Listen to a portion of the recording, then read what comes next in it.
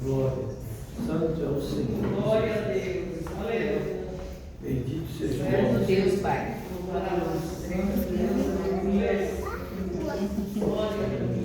Lucas 15, versículo 1. Vou ler até o versículo 3.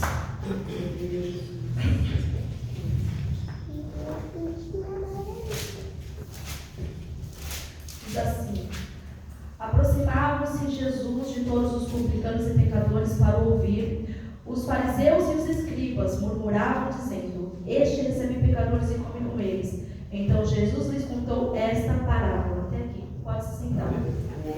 Amém? Glória a Jesus.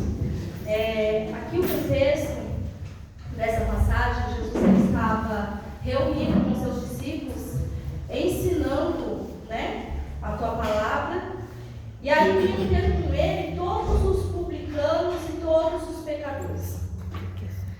E no momento que eles vinham para ouvir a palavra de Jesus, os fariseus e os escribas, todos os religiosos da época, eles ficaram indignados e ficaram murmurando um com o outro, dizendo: quem é este que recebe e come com eles? Recebe os pecadores e come com eles, quer dizer, se assenta à mesa com esses pecadores, né? Então, Jesus ele contou esta parábola, né? Que aqui está no capítulo 15, a parábola da ovelha perdida, a parábola da dracma perdida e a do filho perdido, que muitos dizem ser 3 parábolas, mas na verdade as 3 são apenas uma parábola dividida em 3. Ele conta essa parábola dividida em 3 para aqueles que estavam ali no momento, né? Muitos publicanos e pecadores, eles vinham para ter com Jesus porque eles queriam se alimentar da palavra, porque eles sabiam, reconheciam que eles eram pecadores e eles careciam da graça e da misericórdia de Deus.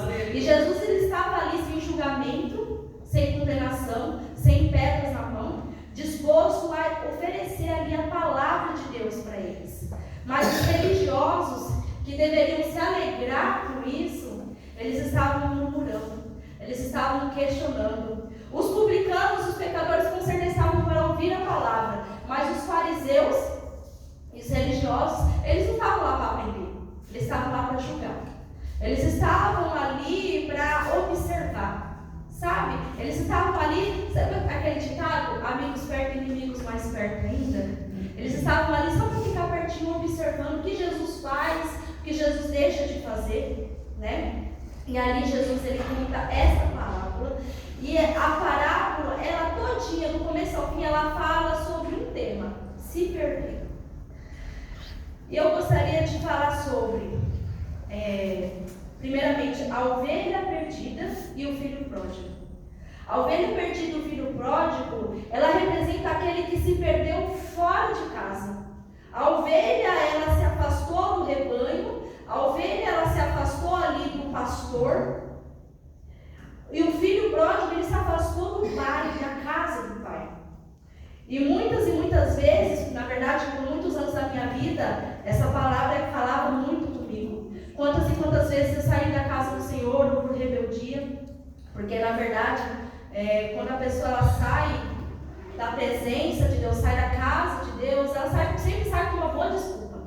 Ninguém sai daqui sem uma desculpa, né? Mas na verdade tinha a intenção no coração de sair para aproveitar as coisas do mundo, porque tinha ama o dinheiro, ama os prazeres, ama a balada. Eu falo por mim, estou falando por mim. E é por amor, amar demais o mundo, sempre a gente acaba arrumando uma desculpa para sair do rebanho, uma desculpa para sair da casa do pai. E ali, quantas e quantas vezes essa palavra falava muito comigo. Na verdade, o que a gente mais escuta é pregações sobre a ovelha perdida e o filho perdido. Só que não é sobre isso que eu quero falar nessa noite. Eu quero falar sobre a dracma que se perdeu dentro de casa e o filho mais velho. O filho mais velho, o irmão mais velho do filho pródigo. Assim como a dracma que se perdeu dentro de casa, ele também estava perdido dentro de casa. Eu já vi muitas pregações falando sobre a dracma, sobre a ovelha e sobre o filho pródigo. Mas eu vi uma vez só uma pregação falando sobre o filho mais velho. E é sobre isso que eu quero falar nessa noite, sobre aqueles perdidos dentro da casa do Pai. O filho mais velho, aqui no versículo, a gente conhece a história, o filho mais novo, ele pediu para o pai dividir a herança, entregar a herança dele, sendo que era algo que ele só teria direito depois que o pai morresse.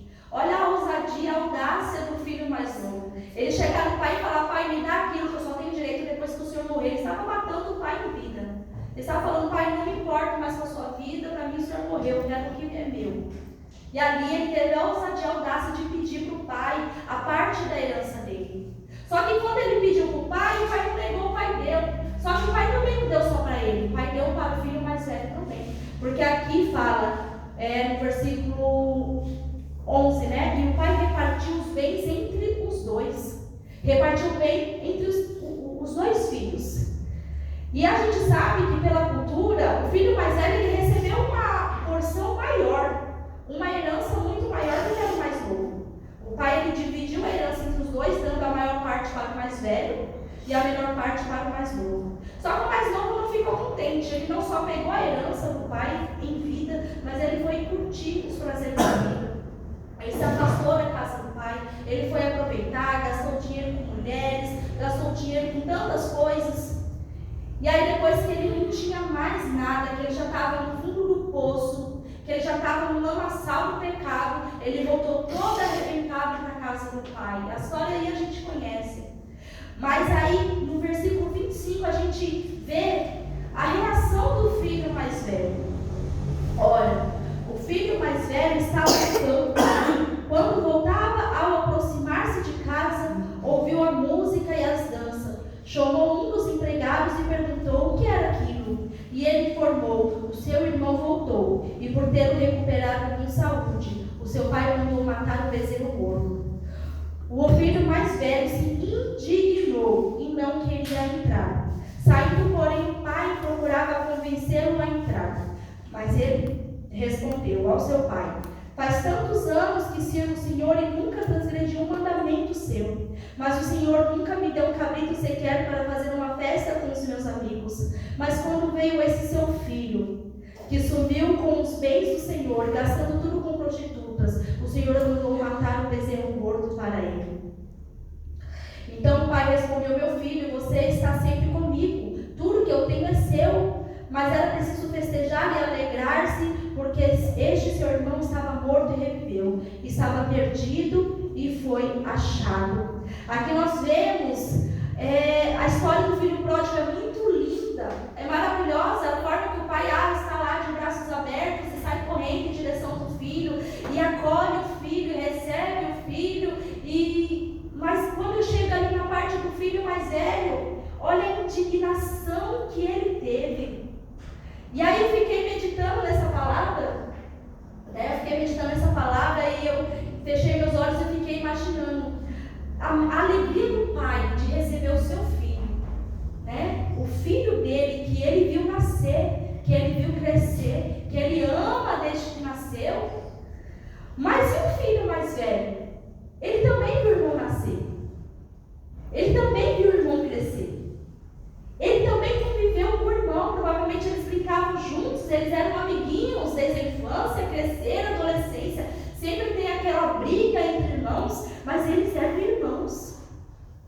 E ele ficou indignado do irmão dele ter voltado com vida. E eu fiquei ali meditando essa palavra. E aí eu entendi porque que Jesus ele contou essa parábola naquele momento oportuno. Por causa dos fariseus religiosos. Eles estavam indignados porque os pecadores, porque os publicanos estavam se voltando para Jesus, estavam se convertendo ao cristianismo, estavam ouvindo a palavra de Cristo, estavam aprendendo mais de Cristo, eles estavam indignados. Eles que deveriam estar fazendo isso por serem conhecedores da Torá, conhecedores da palavra, dos mandamentos do Senhor, eles que deveriam estar resgatando os perdidos.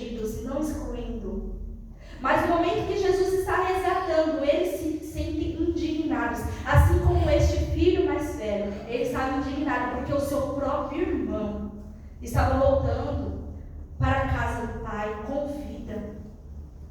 Será que ele preferiu que o irmão tivesse morrido ou nunca mais tivesse voltado? A troco de quê? Porque da mesma forma que o irmão mais novo recebeu a herança, ele também recebeu. E ele ainda recebeu uma parte maior. Quer dizer, o irmão mais novo, ele teve a ousadia e a audácia de pedir. Mas o filho mais velho, em nenhum momento falou, não pai, eu não quero. Em nenhum momento ele chegou no pai e falou, não pai, eu não quero a parte da minha herança, só quando o senhor morrer. Ele aceitou. Muitas vezes tem pessoas que eu vejo, as pessoas criticando, dentro ou fora da igreja, criticando. Ai, mas você vê como pessoa se veste? Ai, mas você vê que fulano fez? Muitas vezes a pessoa está indignada, não é porque ela não concorda, porque ela tem vontade de fazer, mas não tem coragem. Muitas vezes eu vejo isso. A pessoa tem vontade de cair no mundo, a pessoa tem vontade de curtir, tem vontade de se vestir daquela forma, tem vontade de curtir os prazeres do mundo, mas ela não tem a coragem, e aí ela está criticando aquele que fez. O irmão dele fez, ele criticou, mas ele usufruiu da ousadia do irmão dele. Porque o pai está dizendo aqui, tudo que eu tenho é seu. Quer dizer, se o pai ele tinha 100% e ele dividiu lá, sei lá, 60% para um, 40% para outro, o pai ficou com o quê? Não ficou com nada. Era tudo do irmão mais velho, porque o irmão mais novo doou. E o irmão mais velho, ele ficou com tudo, era tudo dele. Quer dizer, se ele quisesse matar o bezerro gordo e fazer uma festa com seus amigos, o que impedia ele de fazer? Nada impedia ele de fazer uma festa, de curtir com seus amigos, afinal de contas, a herança era dele, o dinheiro era dele. Nada impedia dele pegar o dinheiro e cair no mundo. Nada impedia dele pegar o dinheiro e viajar. Nada impedia dele fazer uma festa, de curtir. Mas ele não fez. Não fez não é porque não tinha vontade de fazer. Ele estava criticando a ousadia do irmão dele, mas na verdade ele queria estar fazendo o mesmo. E em nenhum momento a gente vê ele se alegrando com o retorno do seu irmão.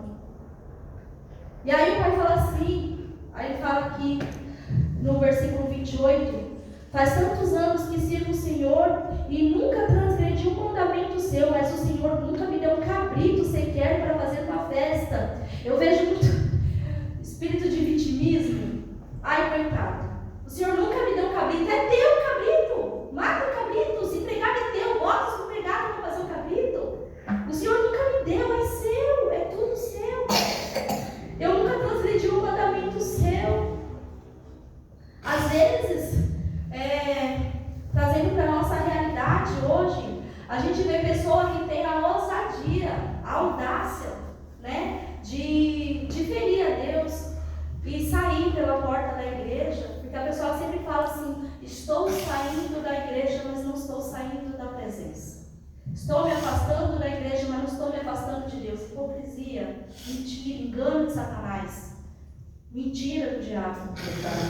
E aí a pessoa sai, e aí ela volta toda arrebentada, como eu voltei tantas vezes, toda arrebentada. E aí vem aquele, e aí você começa a buscar, voltou arrebentado, começa a buscar. E aí Deus começa a usar, Deus começa a encher, Deus começa a restaurar. E vem aquele que nunca transgrediu um mandamento, porque somos todos pecadores. Mas sempre tem alguém que se sente mais santo, porque o meu pecado é menor. Ah, mas eu não roubei, eu não matei, eu não adulterei. Eu tenho uns pecadinhos aqui ou outro ali, mas aí vem aquela pessoa voltando toda arrebentada e Deus restaurando a vida dela e fala, mas Deus, por que na vida dela? Por que na vida dele? Por que o Senhor está honrando ele, está honrando ela? Porque o Senhor está dando isso, mas ela foi, ela pecou, ela saiu da tua presença e agora voltou e o Senhor está usando, o Senhor está enchendo, o Senhor está batizando com o Espírito Santo, ela está falando em línguas. Por que, Senhor, está fazendo na vida daquela pessoa que está fazendo na minha? Porque eu nunca transgredi um mandamento. Todos nós somos pecadores, não existe pecadinho e pecadão. Mas aquele que confessa, se arrepende, recebe misericórdia, recebe perdão. Aleluia. Ele voltou correndo nos braços do Pai. Porque eu falo, é muito mais fácil você pregar para um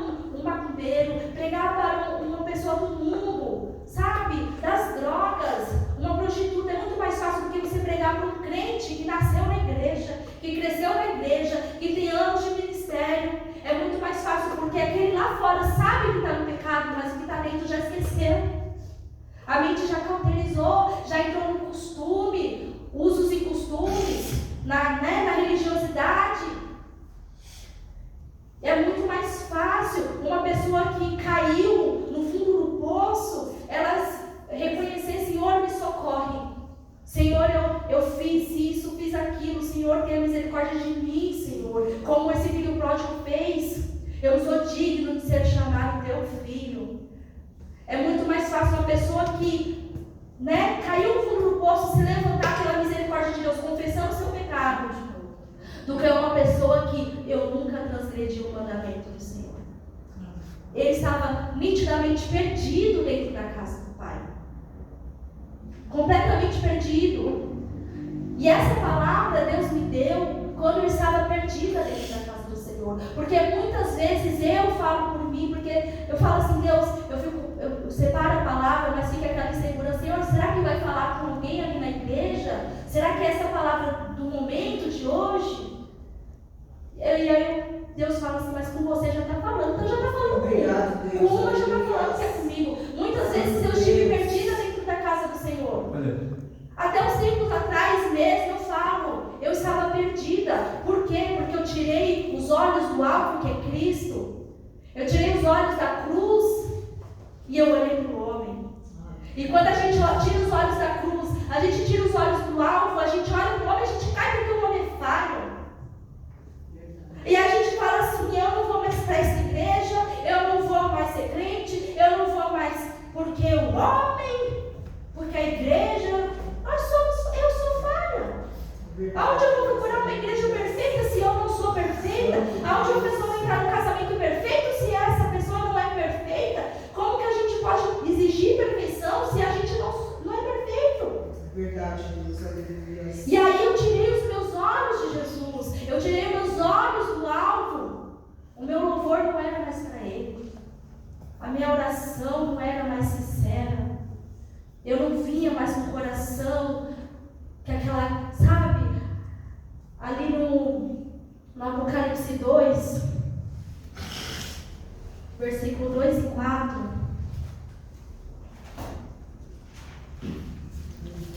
Apocalipse 2, versículo 2 e 4 fala assim: a carta à igreja em Éfeso, conheça as obras que você realiza, tanto o seu esforço como a sua perseverança. Sei que você não pode suportar os maus e que pôs à prova os que se declararam apóstolos e não são, e descobriu que são mentirosos. Você tem perseverança e suportou provas por causa do meu nome, sem esmorecer. Tenho, porém, contra você o seguinte: você abandonou o primeiro amor. E foi isso que aconteceu comigo. Eles eram firmes na doutrina, no trabalho, no serviço da igreja, não aceitaram falsos profetas e falsas doutrinas, não eram conhecedores da palavra. Alguém vinha pegar alguma coisa, eles não, deixa eu ver se isso aqui está certo. Eles eram zelosos pelas coisas do Senhor, pela palavra do Senhor, pelo serviço na igreja, porém eles estavam frios no amor, na comunhão. Porque quando a gente fala frios no amor, não é amor por Jesus, porque não tem como eu amar Jesus sem amar o meu irmão. É verdade. Se eu falo que eu amo a Cristo e não amo o meu irmão, como que eu posso amar aquilo que eu não vejo e odiar aquilo que eu vejo, que é a imagem e semelhança? E aí eles eram frios no amor, eles abandonaram o primeiro amor. E quando a gente tira os olhos do alvo, quando a gente para de olhar para Cristo que é perfeito, que a gente olha para o irmão que é tão defeituoso quanto nós, a gente se esfria no primeiro amor. A gente se esfria no primeiro amor. E aqui no versículo 5 diz: lembre-se, pois, de onde você caiu, arrependa-se e volte à prática das primeiras obras. Se arrepender de onde a gente caiu, o que é difícil, porque para a gente se arrepender, a gente tem que confessar que caiu. O filho mais velho, ele não tinha amor. Os fariseus, eles não tinham amor. Eles eram religiosos, eles conhecedores da palavra, porque na Torá fala sobre amar o próximo. Não é só o Novo Testamento que fala, mas eles não tinham amor. E para a gente reconhecer e voltar às primeiras obras, que primeiras obras? Quando a gente se converte, quando a gente vem para a presença de Deus, quando Deus nos chama, cada um tem um jeito especial que Deus chamou. Tem uns que tem aqueles encontros maravilhosos, tem uns que é mais sutil, mas todos vieram pelo chamado de Deus, porque a gente nunca, no nosso coração corrupto, a gente ia escolher Ele se Ele não tivesse escolhido a gente antes.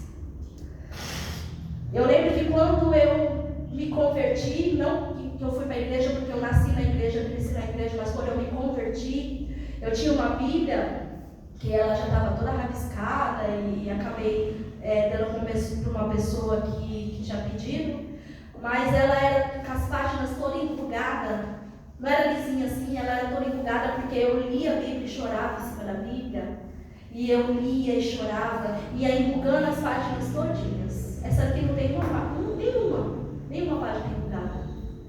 E eu falo saudade daquela Bíblia enrugada. Saudade de quando eu deitava com a Bíblia debaixo do travesseiro e chorava conversando com Deus. Saudade de quando eu levantava na madrugada e ajoelhava no pé da minha cama. Quando tudo que eu queria era estar perto do Senhor. Quando nada dentro da igreja me importava. Quando olhar para o outro não me importava. Quando o outro não me incomodava. Quando o meu olhar era para Cristo. O meu foco era Cristo. Aleluia. E o que tem nos feito cair será um coração dividido, né? Amor por Deus, mas ao mesmo tempo amor no dinheiro, amor pelas coisas do mundo. É inconstância. Hoje ora 2, 3 horas e fica 2, 3 semanas sem orar. É as distrações, é estarmos dispersos, porque as ovelhas elas são dispersas, por isso elas se perdem com facilidade. Por isso que Deus nos chama de ovelhas, porque nós nos distraímos com facilidade, nos perdemos com facilidade. Se não tiver um pastor, se não tiver um líder falando, faz assim, assim, assim, a gente vê no livro de Juízes. O juiz morria e ele se desviava. Aí levantava outro juiz. Se não tiver alguém dizendo, faz assim desse jeito, se distrai e se afasta do rebanho. Será que não tem raízes? Ou será que não somos como folhas secas, que não somos levados por qualquer vento de doutrina? O que tem feito a gente parar de olhar para Jesus? Ali os fariseus poderiam estar aproveitando, ouvindo a palavra de Jesus Cristo e aprendendo, mas eles estavam incomodados com outros que estavam recebendo o que eles deveriam estar recebendo também. Porque ali Jesus ele estava disponível para todos, ele estava ali para oferecer para todos. Assim como o filho mais velho, o cabrito estava aí para você. Você não usufruiu porque você não quis, ele estava aí. O tempo todo ele estava aí, você está sempre aqui comigo. Então, Jesus ele estava disponível para todos. Mas eles deixaram de aproveitar a companhia de Jesus Cristo, os ensinamentos de Jesus Cristo para se incomodar com o outro. E quantas vezes a gente vê isso dentro da igreja? A gente se incomoda tanto com o outro, a gente olha tanto para o lado. A gente não consegue chegar aqui e simplesmente... Gente, o culto não é para receber, é para entregar. O meu louvor é para Deus, a minha oração é para Deus. A única coisa que a gente recebe aqui é a palavra, que é conserto, que é consolação, que é alimento, que é cura, que é libertação. É a palavra que a gente recebe, o resto não vai entregar. Só que a gente não consegue não olhar para o lado.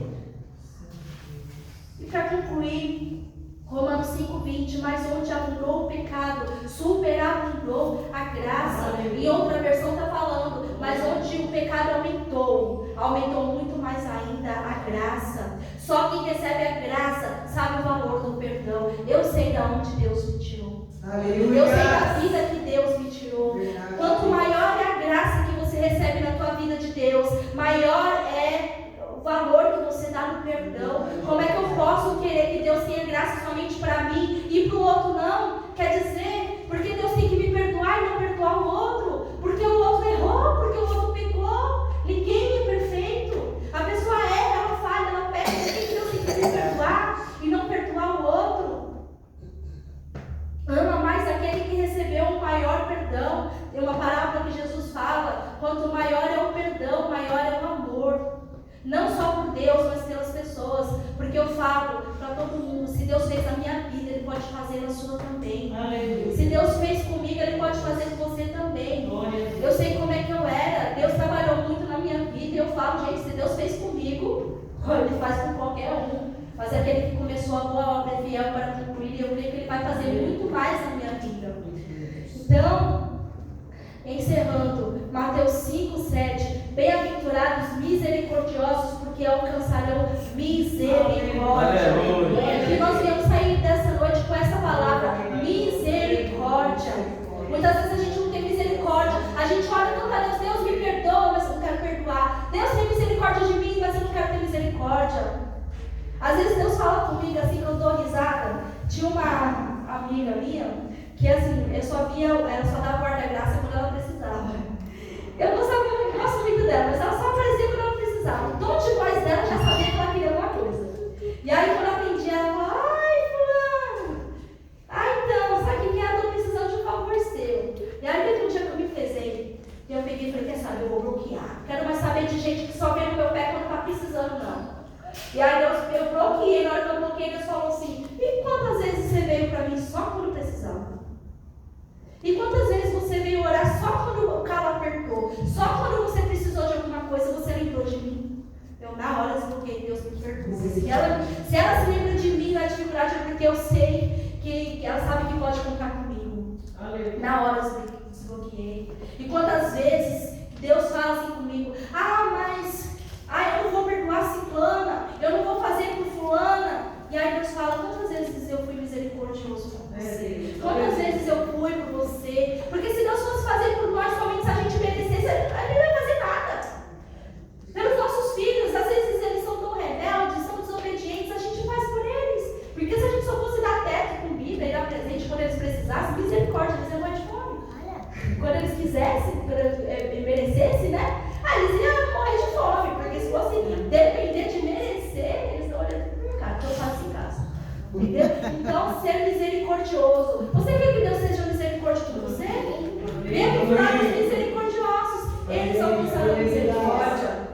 Então, irmãos, ame, não seja como os fariseus religiosos, não seja como o irmão mais velho. Olha que triste essa passagem. Ele não se alegrou com o retorno do irmão. O seu irmão caiu, tem misericórdia. O seu irmão errou, tem misericórdia. O seu irmão falou que você tem a misericórdia. Ama. Amar, irmãos, não é botar dentro da tua casa, não. Mas é amar de verdade, não é com hipocrisia, não é da boca para fora. Tem misericórdia. Se coloque no lugar. Sabe? A gente tem que mudar a nossa visão. A gente tem que começar a pedir, Deus, me ajude a enxergar as pessoas da forma que o Senhor enxerga. Deus, me ajude a enxergar fulano, eu oro isso toda noite. Porque quando foi irado com a pessoa, eu oro assim, Deus, me ajude a enxergar fulano do jeito que o Senhor enxerga. Aleluia. E Deus, Ele realmente me faz enxergar as pessoas da forma que Ele enxerga. Porque às vezes o jeito que eu olho é falho. Eu olho, tipo assim, olhando todos os defeitos da pessoa. Mas Deus, Ele olha com amor. Deus olha com graça, Ele olha com misericórdia, Ele olha com paixão. Obrigado. Amém, irmãos? Então, bem-aventurados, misericordiosos. Vamos ser misericordiosos. Vamos ser misericordiosos.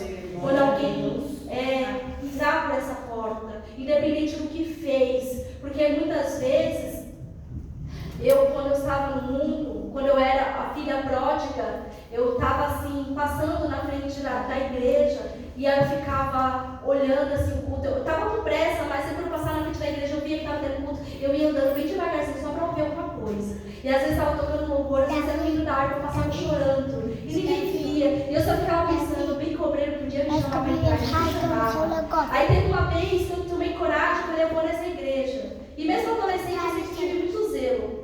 Eu podia estar de short na rua, eu era muito molecona, short, né, brincava, boné, eu era muito molecona. Mas quando eu ia para a igreja, eu colocava um vestido, colocava um saltinho, arrumava todo bonitinha. E eu fui para a igreja, quando eu entrei por essa igreja, na hora o pastor começou a pregar sobre Jezabel. E aí todos os irmãos começaram a olhar para mim. Então quer dizer, o Espírito Santo ele chama para dentro, mas a igreja está empurrando para fora. Vamos receber com amor. Mas você viu fulano como é que chegou? Venha conversar. A gente não está aqui para julgar, a gente está aqui para amar. Porque julgar o mundo já julga lá fora.